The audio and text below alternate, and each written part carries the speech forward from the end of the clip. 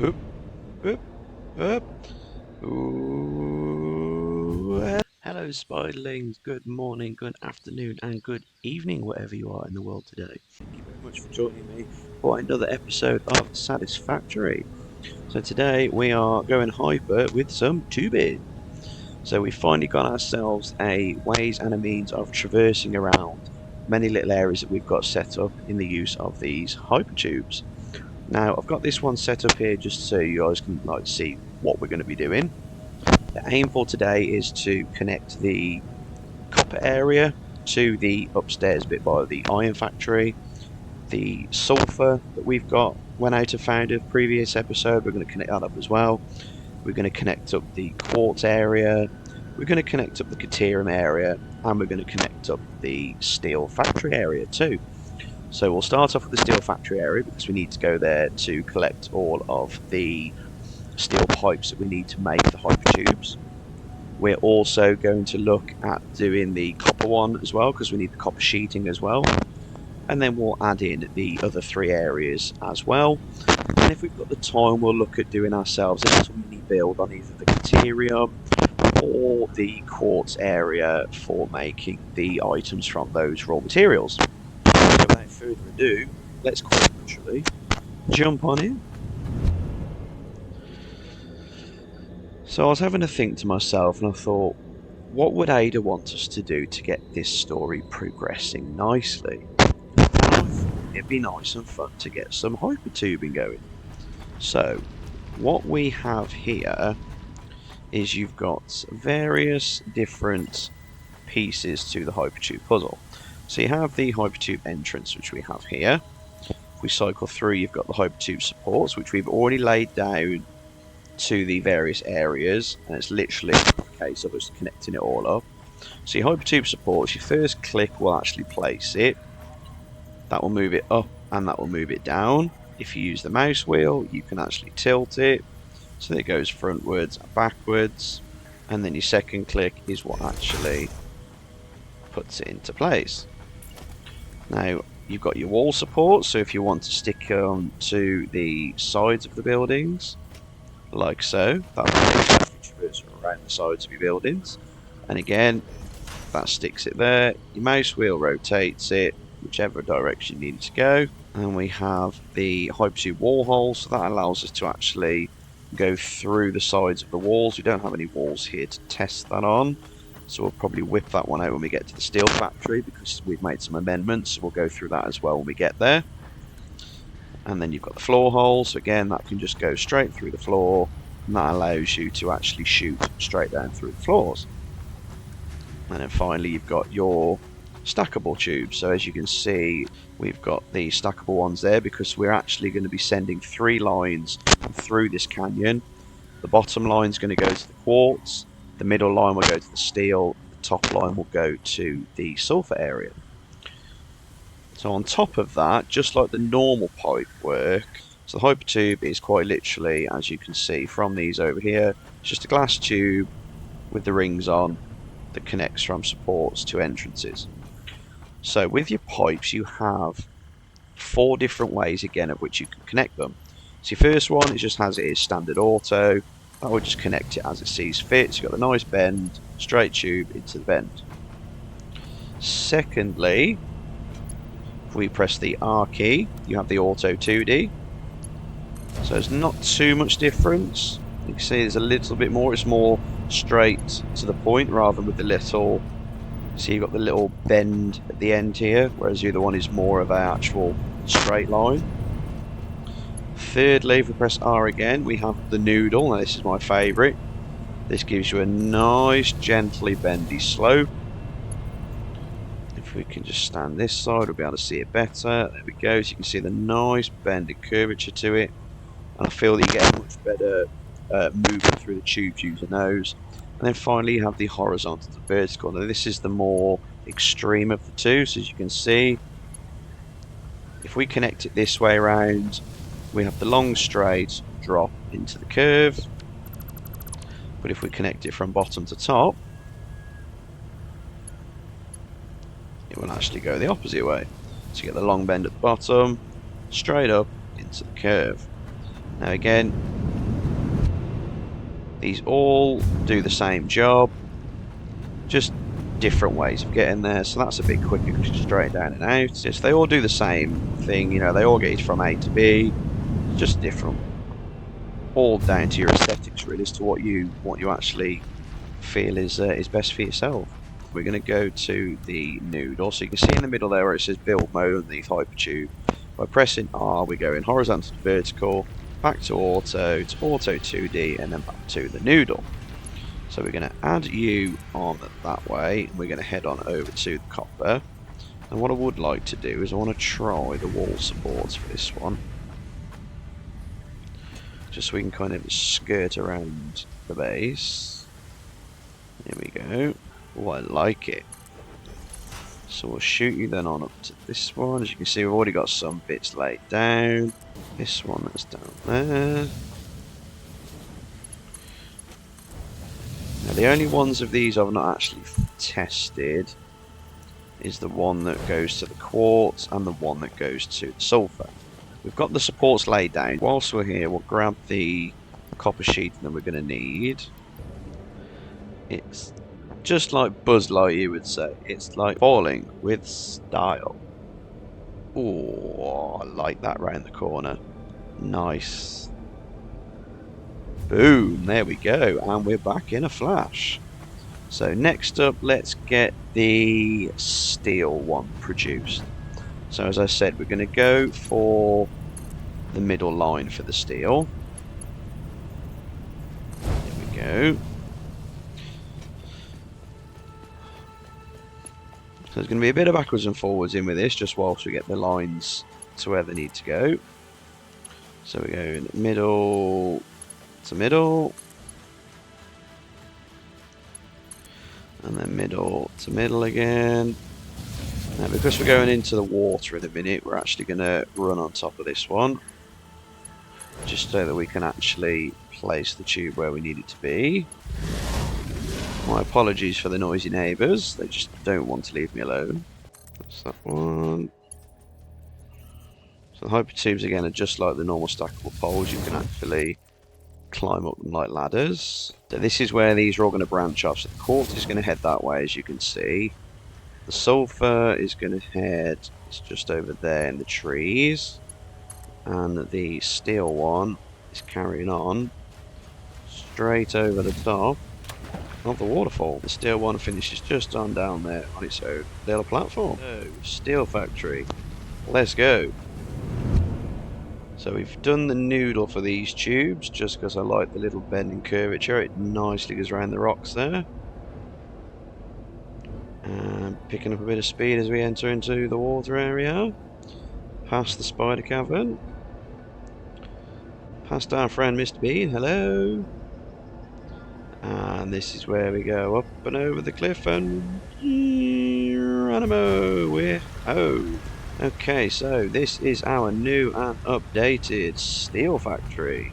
Used this concrete node that is up here. We are producing 270 per minute, so we've overclocked this miner so that we can produce enough parts to power 6 constructors. So each one takes 45 a minute, producing 90 concrete per minute. So we've got ourselves the new little doorway walls.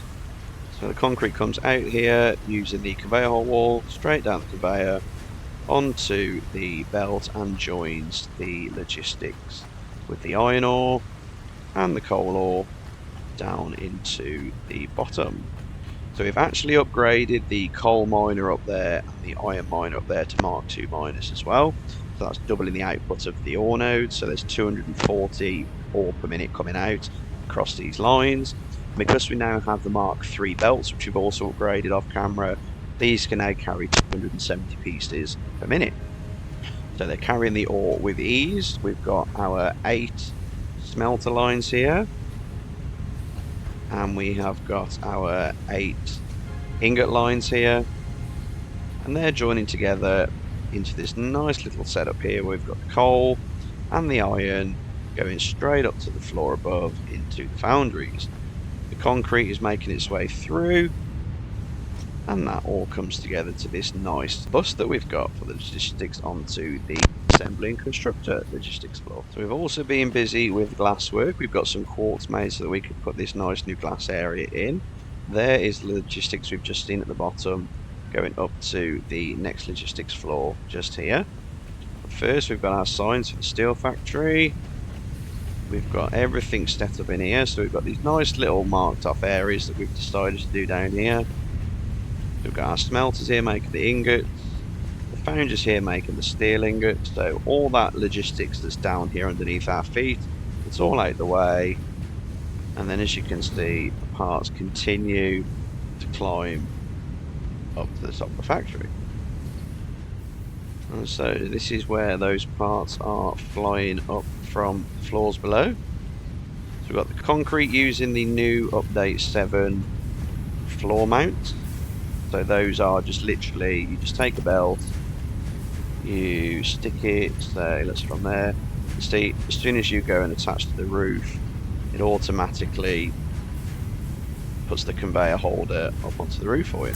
So I thought we'll do that with the concrete and get that up out the way. Then the concrete attaches into these assemblers that are up above us.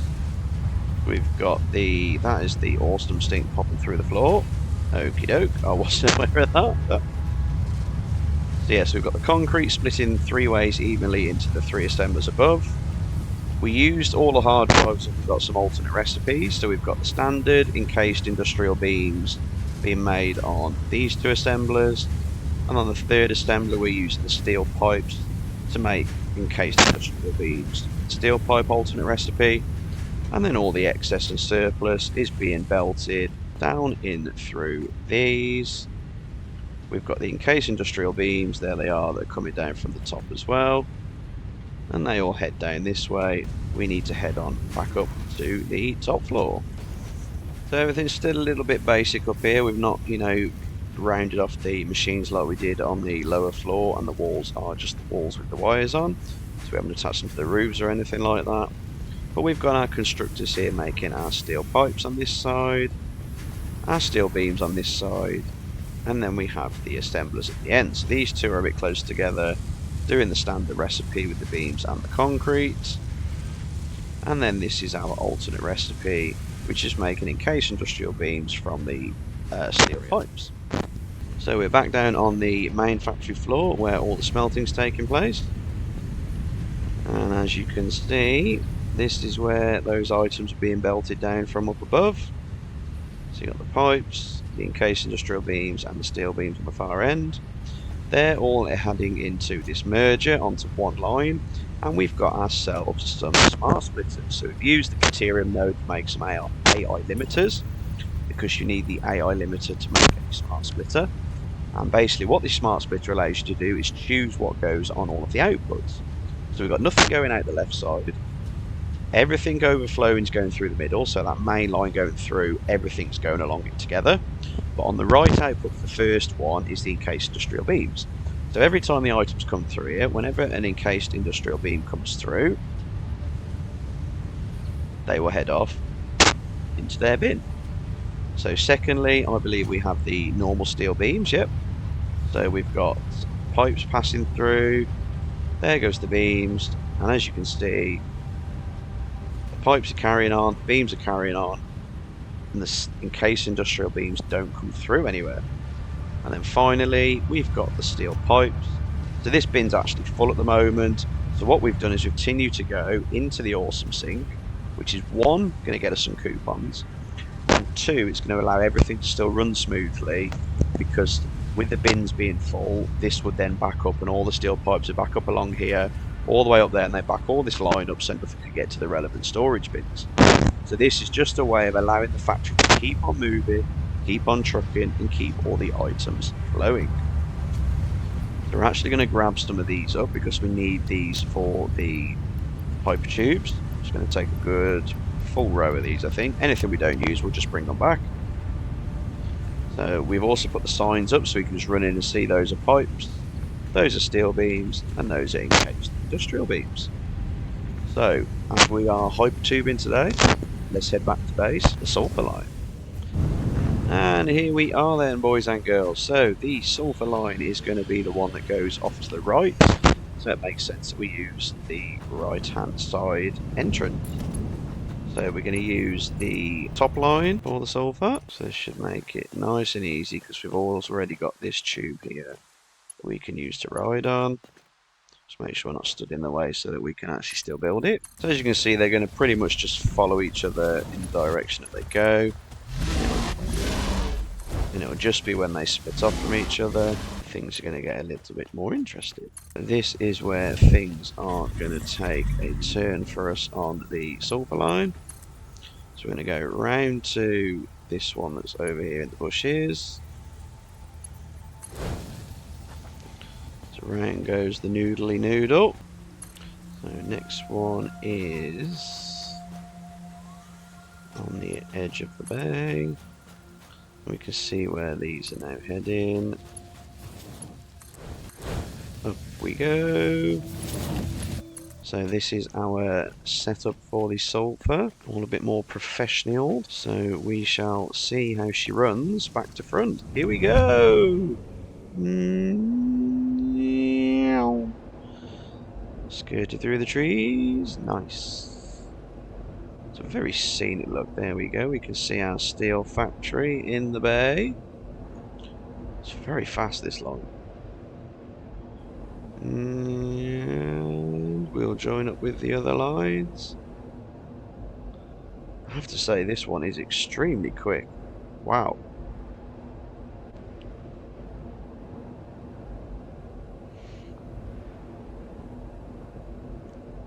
And back home we are. So we're back at the main hub. So next up, let's get ourselves the quartz line done.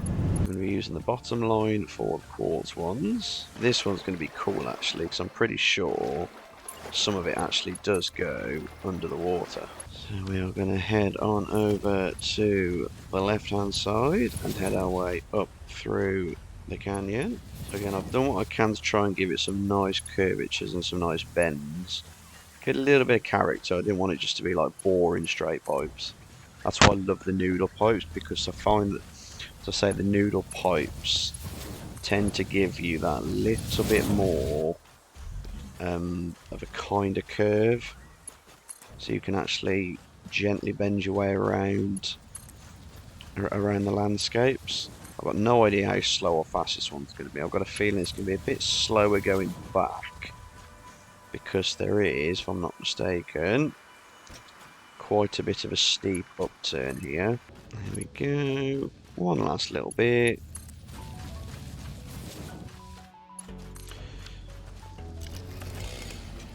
And we are connected to the quartz.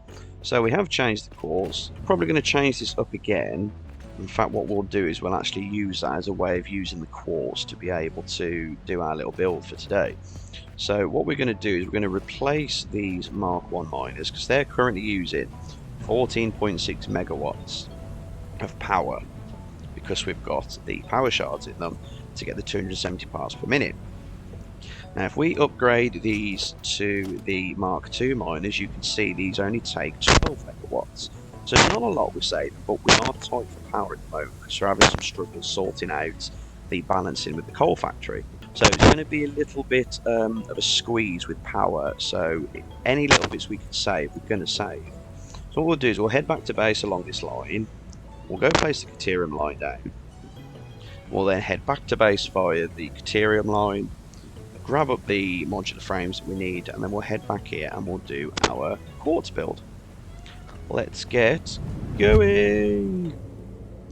So again, I've got a feeling this one's going to be a little bit of a slower journey.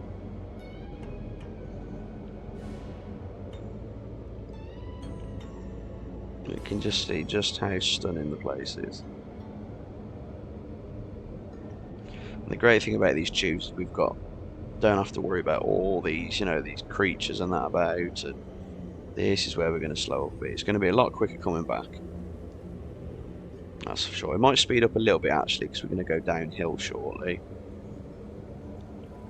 So let's just sit back, relax, enjoy the rest of the ride.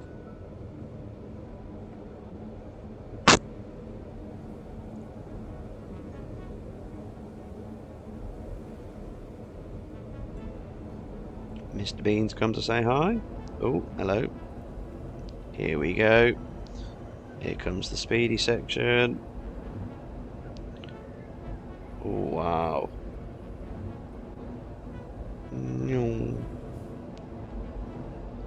So that's what we're actually seeing as we go through the Hypertubes. Oh, that's trippy. And we are home. So we've done a bit of housekeeping, just tidied those up a little bit. So now let's get the Caterium line dealt with.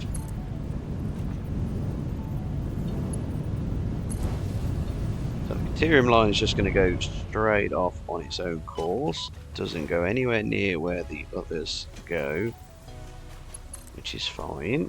So again, we've got a storage bin set up over here for the Caterium.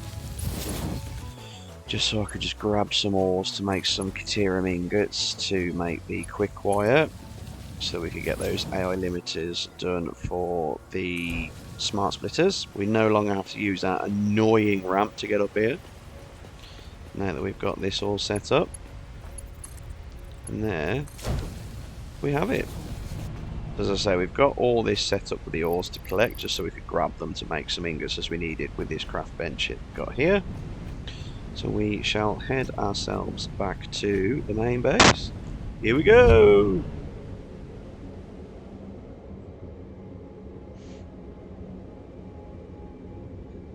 So this one's a little bit slower going back, and then we drop down here to get a little bit of speed. This one's a lot quicker going to the Caterium rather than coming back from it. Which is fine, you know, it's fine. At the end of the day, it's a lot quicker than running. We get through to where we need to go a lot quicker. So we need to collect up our modular frames. Okay, to make the quartz crystal, what we can do is we can actually put on here the signs for where we're actually going to be heading. So let's just quickly stop by and grab ourselves some steel beams. So we'll take a few stacks to view. We'll put back. Yeah, we'll leave that because we're probably going to need those. Okay, so back to base and to the quartz line. So we're heading left to quartz.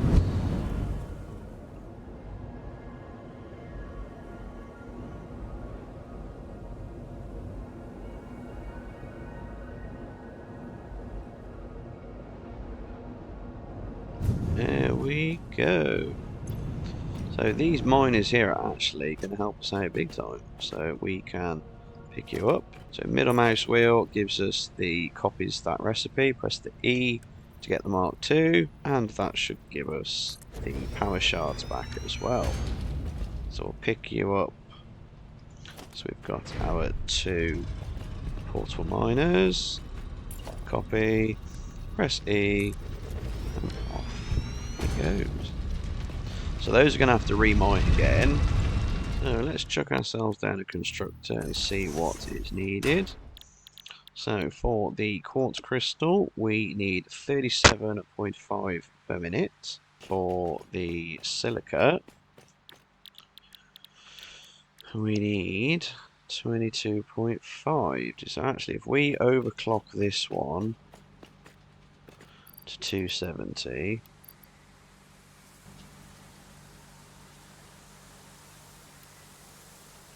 that's going to give us enough to run 12 constructors.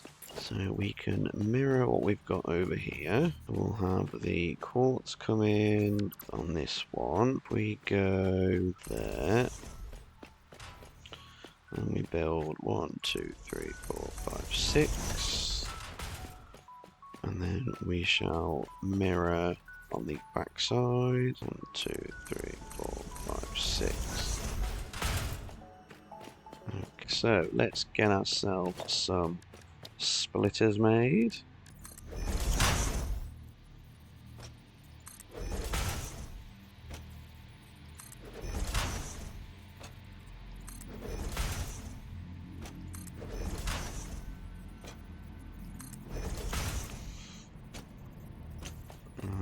have the splitters for this line, for the quartz crystal, the mergers for the crystal on the outside here,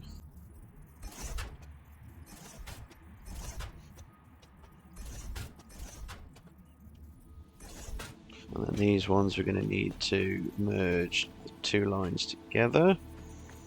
So we shall have one merger that way, that one there. Oh, that we do, which is brilliant. So we'll just belt everything up. We'll use the Mark III belts.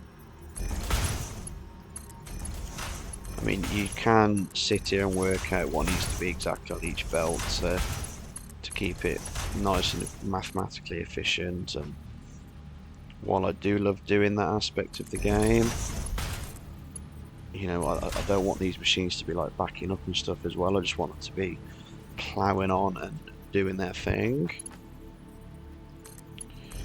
And I just feel that with faster belts, stuff can actually just get to where it needs to go a lot quicker.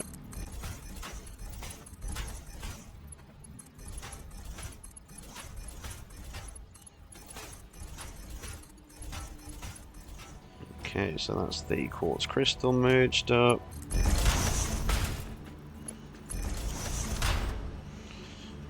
Okay, so that's going to merge these two together here. Now we're going to have too much on this belt. I think we are going to have too much on these two belts. So what we're going to actually do, really you, and you, and you. So we're going to build some storage for the items here. That merge is pointing that way, which is great. So we're going to have this bin here. We're going to have you come this way. I think it needs to be too high to get into the top one. Yeah, too high. That should reach. That can go there. Get rid of that pillar.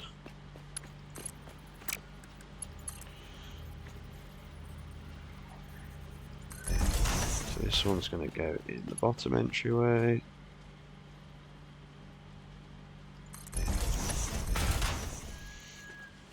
And then this one is going to come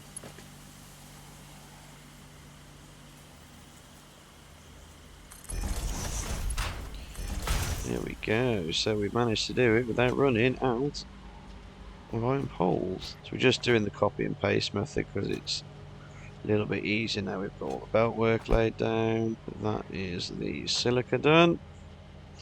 Now this one is going to be the quartz crystal, but remember we need to reduce the clock speed down to 80%.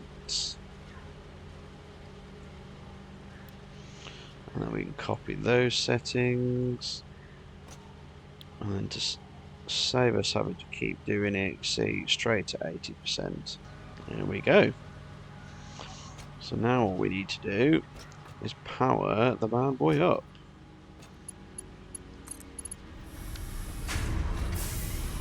They're going to start producing straight away.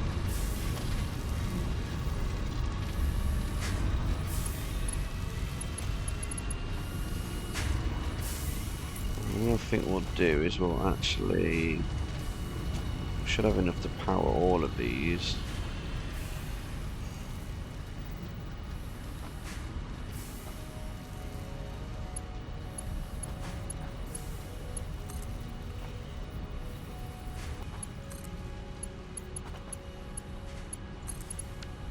As you can see, everything's moving and grooving rather nicely.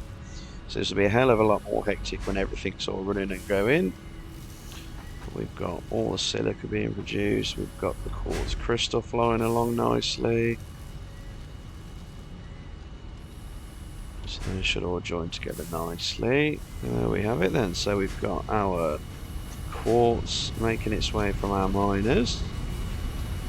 So again, when this is all fully operational, the power's enough to cope with it all, this will be a continuous flow because all of that will be being used. Again, on this side, all of that will be being used.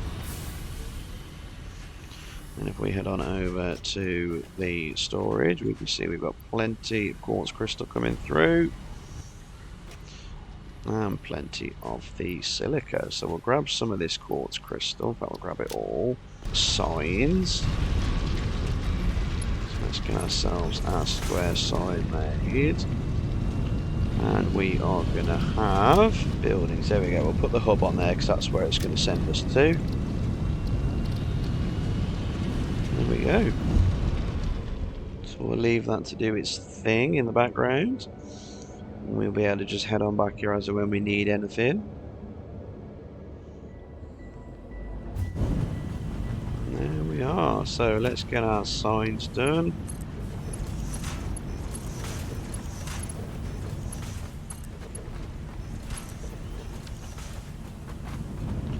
So you are going to be quartz, steel, sulfur, Caterium, copper, and you're going to be man rather than the hub. There we go. So we have all that set up and ready to go. So the one final thing I do want to do to finish out this episode is we'll be nice and busy off camera so we can progress the story along. We have ourselves 3 storage bins. So we've got some smart plating, some automated wiring, and some versatile frames. So if we add all of these to where they need to go, we can actually progress the story with the next part of the space elevator.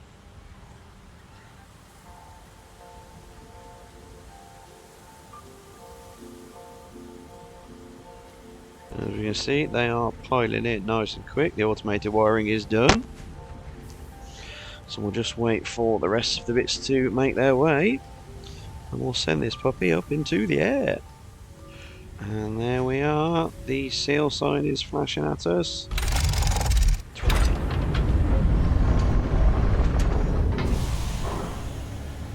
Sign sealed and delivered.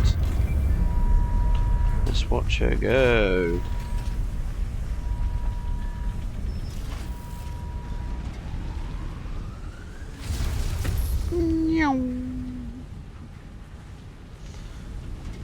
And there we have it.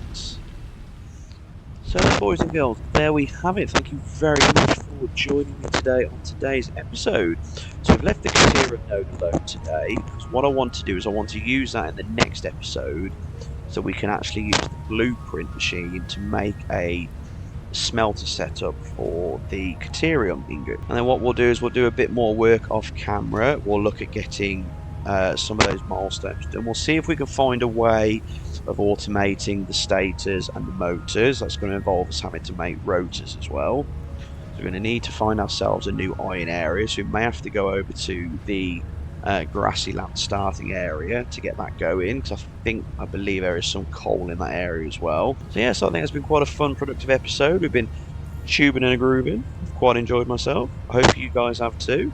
If you want to come along and join us for the ride to see where else we go in this adventure and many other adventures on the channel, please don't be afraid to stick it to that subscribe button. And if you've really enjoyed today's episode, as you've done so far in this playthrough that I've been doing, you've really been giving me support for it, and I absolutely adore that. So don't be afraid to smash that like button if you have enjoyed this episode. And again, anything you want to see or any tips you've got for me, anything you can help out that I may have missed, don't be afraid to drop in the comments for me. I read all the comments that are left behind and I respond to every single one of them. They mean the absolute world to me. So the last thing I have to do, Spiderlings, as always, is bid you all a good day, a good afternoon, and a good night. Have yourselves a wonderful day, and I'll catch you in the next one. See ya.